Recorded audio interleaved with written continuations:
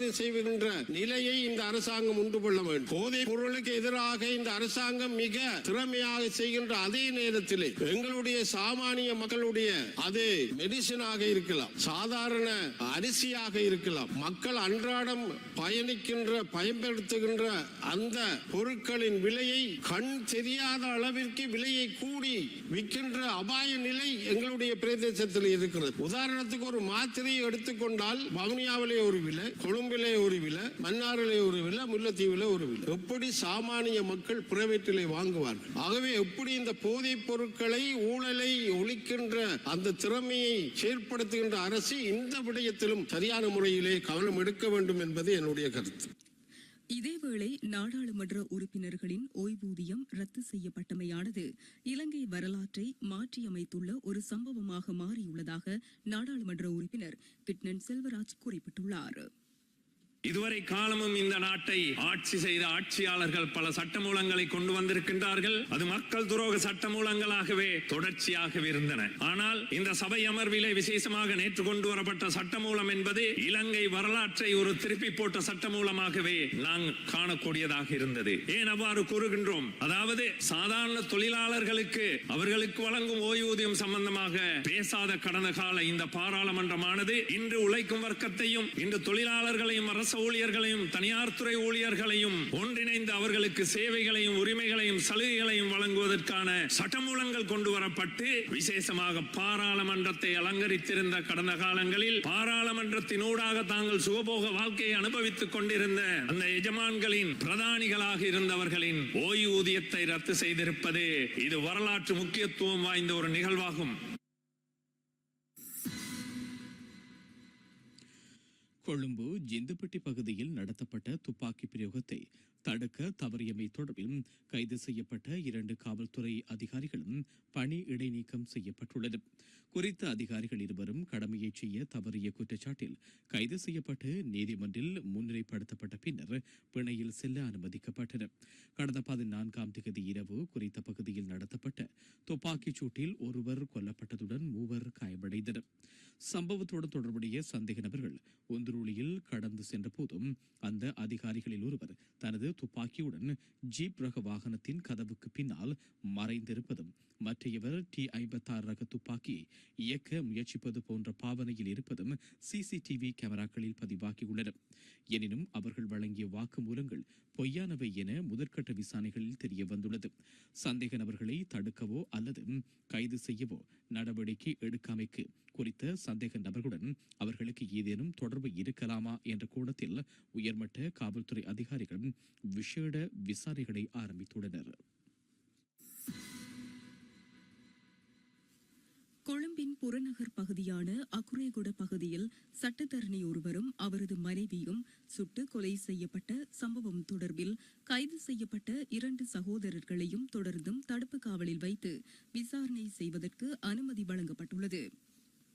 அதற்கமைய எதிர்வரும் மார்ச் மாதம் 4ஆம் தேதி வரை அவர்களை தடுப்பு காவலில் வைத்து விசாரணை செய்வதற்கு கடுவளை நீதவான் நீதிமன்றம் அனுமதி வழங்கியுள்ளது. முன்னதாக 20 மற்றும் 24 வயதுடைய 2 சகோதரர்கள் உள்ளிட்ட 4 குறித்த சம்பவத்திற்கு உடந்தையாக செயற்பட்ட குற்றச்சாட்டில் நேற்று முன்தினம் கைது செய்யப்பட்டனர். குறித்த சகோதரர்கள் இருவரும் இன்றைய தினமும் கடுவளை நீதவான் நீதிமன்றில் முன்னிலைப்படுத்தப்பட்ட போது அவர்களை தொடர்ந்தும் தடுப்பு காவலில் வைத்து விசாரிக்க அனுமதி வழங்கப்பட்டது. இதேவேளை குறித்த சந்தேக நபர்களிடம் முன்னெடுக்கப்பட்ட விசாரணைகளுக்கு அமைய மற்றொரு சந்தேக நபர் நேற்று கைது செய்யப்பட்டார்.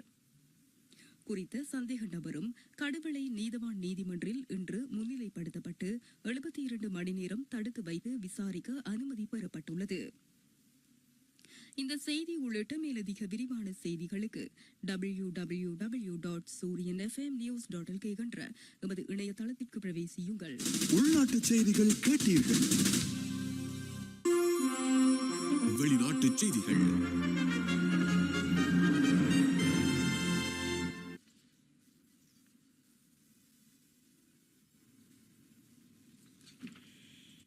கனடாவின் புதிய பிரதமர் மார்கானி எதிர்வரும் மார்ச் மாத ஆரம்பத்தில் இந்தியாவுக்கு செல்லவுள்ளார். இதன்போது அவர் பிரதமர் நரேந்திர மோடியுடன் விரிவான கலந்துரையாடலை நடத்தவுள்ளார். இரண்டு நாடுகளுக்கும் இடையிலான விரிவான பொருளாதார கூட்டாண்மை கட்டமைப்பை உருவாக்குவதே கார்னி மேற்கொள்ளும் பயணத்தின் முக்கிய நோக்கம் என்று அறிவிக்கப்பட்டுள்ளது. அத்துடன் முன்னாள் பிரதமர் ஜஸ்டின் ட்ரூடோவின் காலத்தில் சீக்கிய பிரிவினைவாதி கொலை செய்யப்பட்ட விவகாரத்தால் இந்தியாவுடனான உறவில் ஏற்பட்ட விரிசலை சரி செய்ய மார்கானி தமது பயணத்தின் போதும் முயற்சிப்பார் என்று தெரிவிக்கப்பட்டுள்ளது.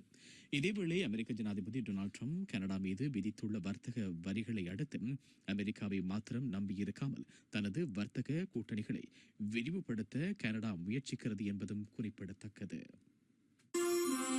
வெளிநாட்டு செய்திகள் கேட்டீர்கள். வர்த்தக வாணிப செய்திகள். இலங்கை வானூர்தி நிலையங்கள் மற்றும் வானூர்தி சேவைகள் நிறுவனம் தனது வரலாற்றிலேயே ஒரே மாதத்தில் அதிகளவான பயணிகளை கையாண்டு புதிய மைல்கல்லை எட்டியுள்ளது. துறைமுகங்கள் மற்றும் சிவில் வானூர்தி போக்குவரத்து அமைச்சு இதனை அறிவித்துள்ளது. கடந்த ஜனவரி மாதத்தில் மாத்திரம் இலங்கையில் உள்ள வானூர்தி நிலையங்களினூடாக 10,45,097 பயணிகள் தமது பயணங்களை மேற்கொண்டுள்ளனர். இது இலங்கை வானூர்தி போக்குவரத்து துறையில் ஒரு மாதத்தில் பதியப்பட்ட அதிகபட்ச எண்ணிக்கையாகும். இதற்கு முன்னர் கடந்த 2018 ஆண்டு ஜனவரி மாதத்தில் 10,34,687 பயணிகள் என்ற எண்ணிக்கையே அதிகபட்ச சாதனையாக கருதப்பட்டது. வர்த்தக வாணிப செய்திகள் கேட்டீர்கள்.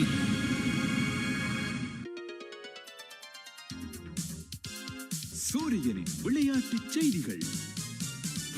T20 World Cup 2026.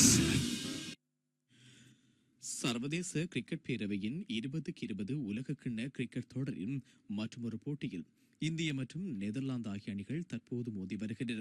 போட்டியின் நாணய சுழற்சியில் வெற்றி பெற்ற இந்திய அணி முதலில் துடுப்படுத்த ஆட தீர்மானித்தது. இதற்கமைய முதலில் துடுப்படுத்த ஆடிய இந்திய அணி 20 ஓவர்கள் நிறைவில் 6 விக்கெட்டுகளை இழந்து 193 ஓட்டங்களை பெற்றுள்ளது. இன்னும் சற்று நேரத்தில் 194 என்ற வெற்றி இலக்கை நோக்கி நெதர்லாந்து அணி துடுப்படுத்த ஆட காத்திருக்கிறது. T20 World Cup 2026. கற்புலனற்றோருக்கான அகில இந்திய சிற்றுந்து பந்தயம் எதிர்வரும் 21ஆம் தேதியன்று பெங்களூரில் நடைபெறவுள்ளது. இந்திய மோட்டார் ஸ்போர்ட்ஸ் கூட்டமைப்பு மற்றும் இந்திய கற்புலனற்றோர் கூட்டமைப்பு ஆகியன இணைந்து இதனை நடத்துகின்றன. இந்தியாவின் 28 மாநிலங்களிலிருந்து 58 அணிகள் இந்த பந்தயத்தில் பங்கேற்கவுள்ளன. அத்துடன் குறித்த பந்தயத்தில் இலங்கையின் 11 பேர் கொண்ட அணியும் பங்கேற்கிறது. இந்த பந்தயத்தின் விதிகளின்படி சிற்றுந்து ஓட்டுநர் கற்புலன் கொண்டவராக இருப்பார். எனினும் அவருக்கு வழித்தடம் தெரியாது.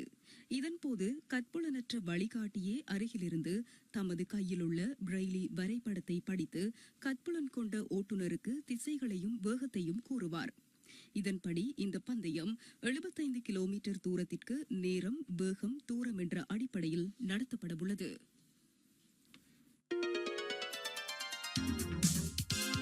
விளையாட்டு செய்திகள் கேட்டீர்கள். இனி மீண்டும் தலைப்புச் செய்திகள்.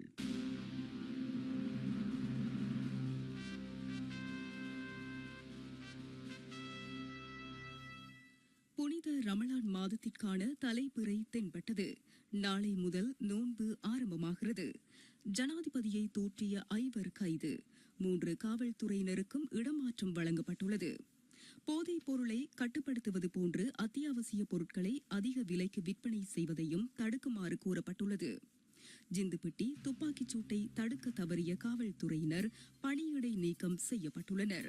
கனேடிய பிரதமர் மார்ச் மாதத்தில் இந்தியாவுக்கு பயணமாகிறார்.